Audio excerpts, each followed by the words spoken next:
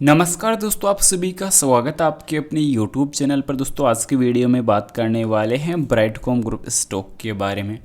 सुगस company ने quarter 4 results की जो डेट है वो अनाउंसमेंट पहले ही कर दी है। साथ ही साथ दोस्तों ट्रेडिंग सेशन को लेकर कुछ अपडेट्स जो है वो भी देखने को मिली है। CNBC TV 18 की रिपोर्ट के मुताबिक वो चीज़ें भी हम एक्सप्लोर करने वाले हैं। साथ ही साथ दोस्तों अभी के टाइम इस स्टॉक के जो उतार चढ़ाव है वो कैसे अभी देखने को मिल रहे हैं, तो वो चीज़ भी हम चर्चा करने वाले हैं। पर उससे पहले बता दो दोस्तों, बाय सेल के लिए कोई रिकमेंडेशन, कोई सजेशन नहीं रहने वाला। एजुकेशन पर्पज़ के लिए जानकारी आप लोगों के साथ साझा की जा रही है।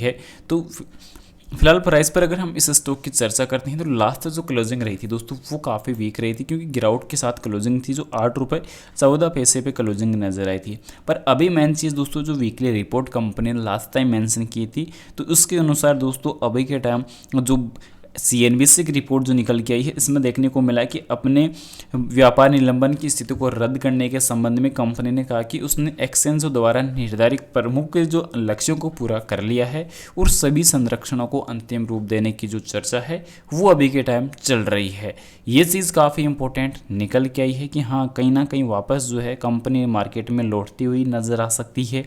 पर इस स्टॉक के जो उतार चढ़ाव थे वो भी हमें नज़र आई, क्योंकि मेन चीज़ क्या यहाँ पे देखने को मिल रहा है कि शेयर दोस्तों वर्तमान में नियमित व्यापार के लिए निलंबित हैं और केवल ट्रेड फॉर ट्रेड तंत्र के तहत कारोबार कर रहे हैं। तो अभी के टाइम रविवार को दोस्तों कंपनी ने साप्ताहिक अपडेट में घोषणा की है कि वे वित्तीय वर्ष 2024 के लिए अपनी चौथी तिमाही परिणामों की घोषणा रविवार को 17 नवंबर को करेगा।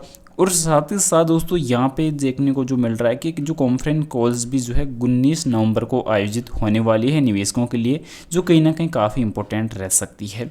उससे के साथ साथ अपडेट प्रेजेंटेशन में कंपनी ने कहा कि ऑडिट पूरा होने पर वित्त वर्ष 24 के लिए पूरे साल के वित्तीय नतीजों की भी घोषणा की जाएगी। और ट्रेडिंग सस्पेंशन रद्द स्टेटस को रद्द करने के संबंध में कंपनी ने कहा कि उसने एक्सचेंज द्वारा निर्धारित अनुपालनों में मेल के पत्र हासिल कर लिए हैं और सभी संरक्षणों को अंतिम रूप देने की चर्चा चल रही है। तो ये कंपनी के लास्ट टाइम दोस्तों जो अपडेट निकल के आई थी, तो ये कुछ उसके फाइनल स्टेप देखने को नजर आए हैं। साथ ही साथ कंपनी ने यह भी बताया है कि इसके लिए एक्सचेंज के मंजूरी का इंतजार है। हालांकि इस मंजूरी कब तक मिलने की प्रतीक्षा है इस बारे में कोई समय सीमा साझा नहीं की है।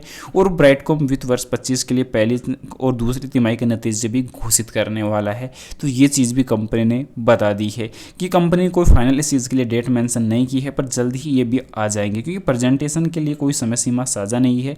और गुरुवार 21 नवंबर को वित्त वर्ष 23 के लिए अपनी वार्षिक आम बैठक AGM भी कंपनी करने जा रही है, क्योंकि छोटे बड़े जो 6.5 लाख दोस्तों छोटे जो शेयरधारक है वो मुश्किल में है। केवल ये ट्रेड फॉर ट्रेड में ही कारोबार में सेगमेंट व्यापार करते हैं। तो इस स्टॉक के जेड समूह वर्गीकृत किया गया है, क्योंकि कंपनी पहले जेड कैटेगरी में डाली गई थी NSE और BSE के द्वारा। तो ये कहीं ना कहीं काफ़ी वीकनेस के तौर पर देखने को मिल रही है, क्योंकि कंपनी में ये चीज़ अभी के टाइम देखे जाए तो शेयर होल्डर्स पैटर्न के अनुसार छोटा खुदरा निवेशक या 2 लाख तक की अधिकृत शेयर पूंजी वाले लोग कंपनी में अभी भी दोस्तों 44.24% की हिस्सेदारी रखते हैं। कुल मिलाकर 6.4 लाख छोटे शेयरधारक रहने वाले जिसके पास कंपनी के शेयर है। तो ये चीज़ काफ़ी इंपॉर्टेंट निकल के आई है।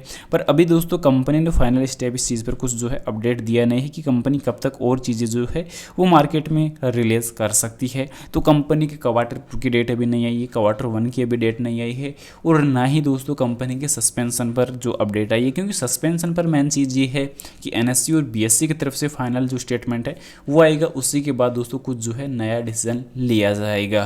तो ये चीज़ इंपॉर्टेंट यहीं पे देखने को नज़र आ रही है।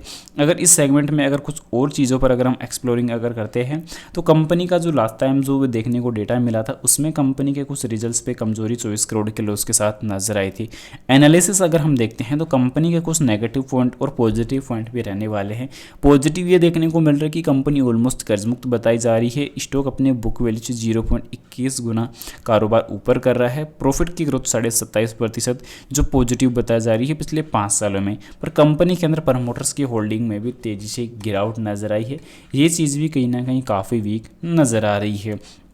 उसी के साथ साथ इन्वेस्टर में अगर हम चर्चा करें तो इन्वेस्टर में दोस्तों जो है कुछ ज़्यादा चेंजेस नज़र आ नहीं रहे, पर अभी यहाँ पे बैलेंस शीट का अगर डेटा अगर देखते हैं तो कंपनी की इन्वेस्टमेंट पर अगर हम चर्चा करें तो कंपनी फ्यूचर प्लानिंग के लिए इन्वेस्टमेंट करती हुई नजर आई है। यहाँ पे देखने को ये मिल रहा है कि 571 करोड़ की जो इन्वेस्टमेंट है फ्यूचर बिजनेस के लिए, फ्यूचर प्लानिंग के लिए कंपनी करती हुई नजर आई है। तो ये चीज़ कहीं ना कहीं कंपनी के भविष्य के लिए भी पॉजिटिव जा सकती है, तो कंपनी के इन्वेस्टरों के लिए भी पॉजिटिव जा सकती है। पर आप लोग को मैं दोस्तों इंपॉर्टेंट चीज़ बता दूं, इंपॉर्टेंट बात बता दूं कि बाय सेल के लिए कोई सजेशन, कोई रिकमेंडेशन नहीं रहने वाला। एजुकेशन पर्पज़ के लिए मैंने जानकारी आप लोगों के साथ साझा की है। तो दोस्तों मैं एजुकेशन पर्पज़ के लिए जानकारी शेयर कर रहा हूँ। मैं सेबी रजिस्टर्ड नहीं हूँ। इन्वेस्टमेंट करने से पहले अपने फाइनेंशियल एडवाइजर की सलाह ज़रूर ले या खुद की पर्सनल डीप रिसर्च जरूर से कर ले। मिलते हैं नेक्स्ट अमेजिंग वीडियो के साथ। Thanks for watching this my video. जय Shri Krishna. Thanks for watching this my video.